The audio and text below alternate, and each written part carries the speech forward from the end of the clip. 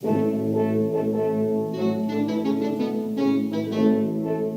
think it is entirely fair to say that Elmer Bernstein is the eighth member of the cast of the Magnificent Seven. The music is so important in this film. It's crucial. It's more vital, I think, in this film than in many westerns of the time.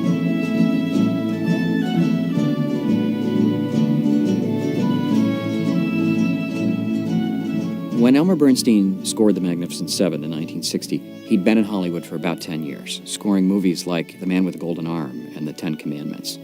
He's now the longest-working active composer in Hollywood, having written scores for over 50 years. He's done over 150 films, but it was really the score for The Magnificent Seven that established him as a real force on the scene of Western movies. Bernstein came from a classical background. His mentor, in fact, was Aaron Copland, who many people consider the father of American 20th century music. And you can hear that in portions of the Magnificent Seven score. There's a great Americana feel in terms of the melodies and the harmonies, especially in the main theme. From the very first frames, Bernstein's score, with those thrilling opening chords, sets you on course. That opening sequence, which gives you that expansive main theme with those exciting driving rhythms, establishes that you're going to see an exciting Western picture.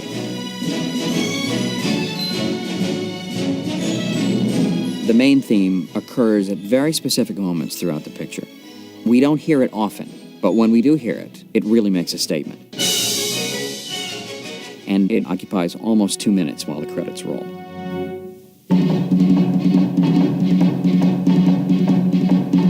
And then immediately afterwards, we're plunged into the action as Calvera's gang rides into the town, and you hear the bad guys' theme. 8 notes in low brass with this sort of galloping rhythm behind it.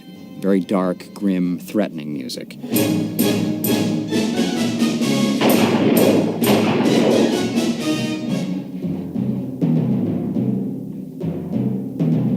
This is a fully orchestral score, and it deserved to be, it needed to be.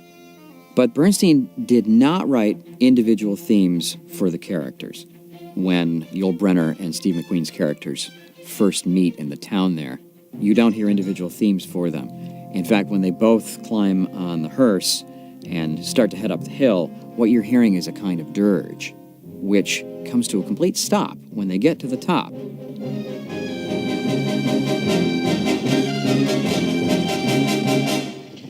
Hold it right there.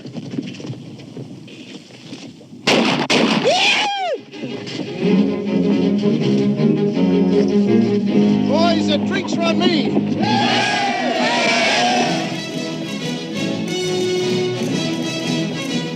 And then when it seems that their job is successful, you hear a kind of secondary Magnificent Seven theme, which is a kind of variation on the main title that we heard at the beginning of the picture. It's jubilant, it's joyous, indicating that they've been successful and that these are the guys to look out for.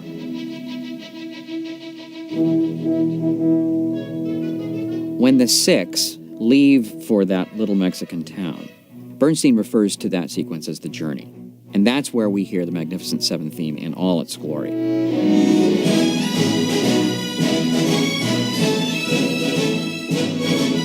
If you watch closely, you'll see that really the guys are just kind of loping along on the trail. It actually is rather slow moving, but there's immense energy in that music, giving you the illusion that the film is moving more quickly than it actually might be. During that sequence, Chico, the soon-to-be seventh member of the team, is sort of following them. He really wants to be part of it. And so there are moments where we divert to him, and there tends to be guitars in those scenes. But ultimately, when he joins the team, the Magnificent Seven theme returns in all its glory, and it's a really great moment in the film, both musically and visually.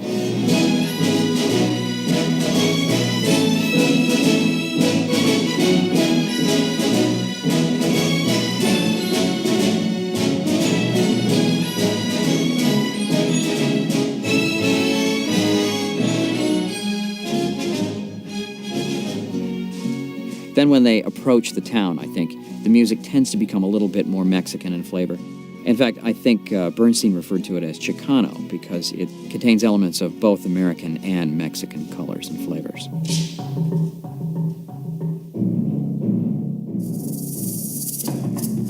The fiesta music that we hear from time to time in the town certainly sounds authentic. Whether or not he did research to unearth traditional Mexican folk melodies, it's hard to say. A composer's job is always to come up with something that sounds authentic and that, more important than anything, works for the picture.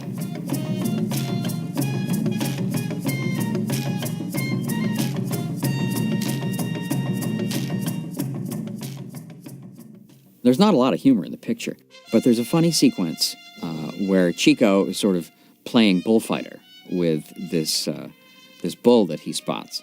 There's some pseudo bullfighting music, which is kind of fun. There's a solo trumpet. You really feel like you're in the ring with the bull as you're watching this. But that music takes a very serious turn when Chico realizes that he's being spied upon.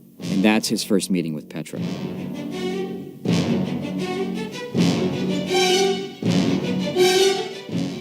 Then a few minutes later, the background music you're hearing, which Bernstein simply called dinner music in his original score, is in fact the music that we then associate with Chico and the girl Petra from then on, as they become kind of romantically involved. And that theme recurs several times later, whenever we see those two together.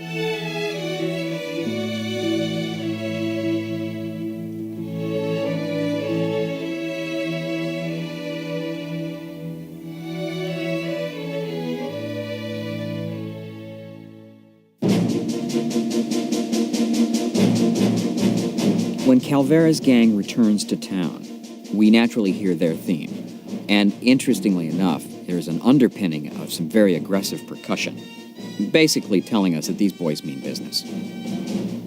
But what's interesting about this particular cue is that as they're riding past the little boys outside of town, you begin to realize that the boys are a network that are signaling each other to signal the town that Calvera's gang is coming in. Well, what Bernstein does at that point is to employ an entire battery of percussion so that you're hearing amazing drum patterns, which are a kind of subtle way of saying this is the signaling that's going on. I like that cue a lot because it's more than you might get from the average composer who might simply just play Calvera's theme.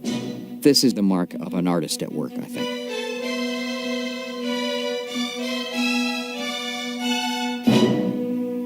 Although the picture itself is very serious, the stakes are high for everyone here. There's a surprising amount of buoyant, joyous music throughout the score. For example, often when we're in the town or when we are associated with the townspeople and the farmers, a lot of that music is really kind of lighthearted. And there's a signature tune for Charles Bronson and the little boys who adore and surround him a lot.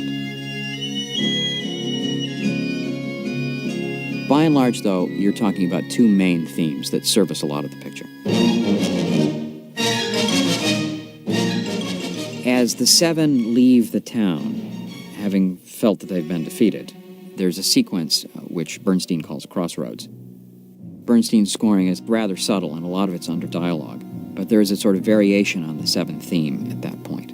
And as they decide, one by one, that they're going to go back and fight in that town, the seventh theme returns. This is really the climax of the picture. Bernstein's score helps move us in the same direction emotionally that those guys have decided that they're going to go.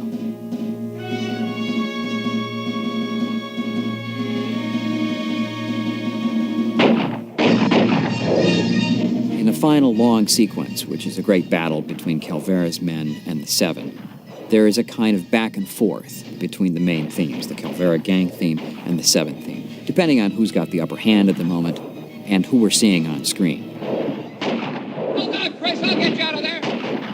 When Harry comes back to try and rescue Chris, the music begins right after Harry is shot.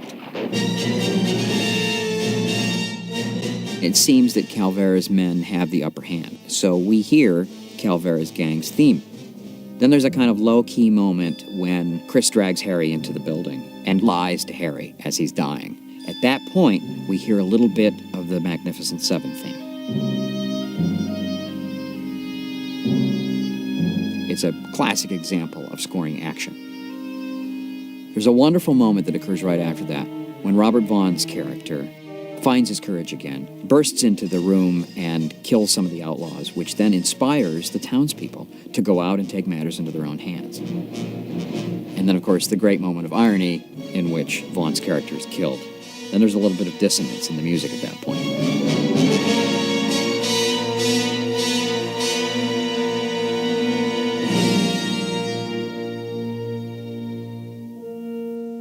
When Calvera dies, you hear his theme, but Chris doesn't give him the satisfaction of knowing why, in fact, they came back, which, of course, is plaguing Calvera in his dying moments. You hear his theme as he's dying, but then, once he's gone, the seventh theme returns. And you know at that point that the seven are going to be triumphant.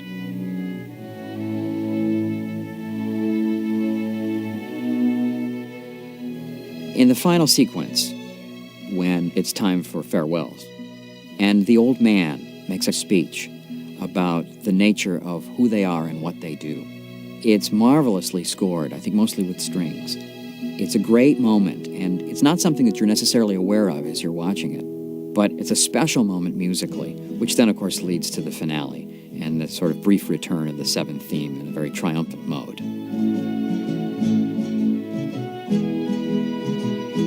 One of the great things about the Magnificent Seven score is that it's a real original statement.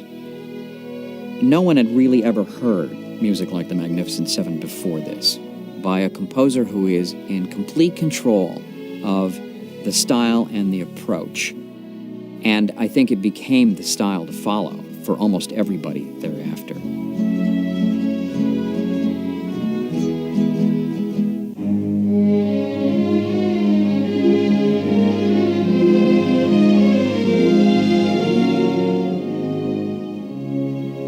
The only Academy Award nomination the film received was for Elmer Bernstein's music. As the 60s rolled on, that music became famous for another association. The Marlboro cigarette brand licensed the music for its Marlboro country commercials until cigarette commercials were banned from the airwaves in 1971. Many kids growing up who didn't know of the film thought that it was the theme for Marlboro cigarettes.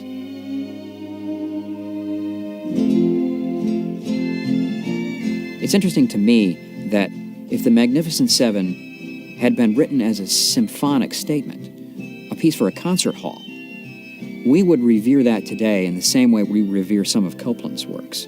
It's that kind of true Americana in style and in harmonies, but also, I think, a vibrant, dynamic work that was unto itself.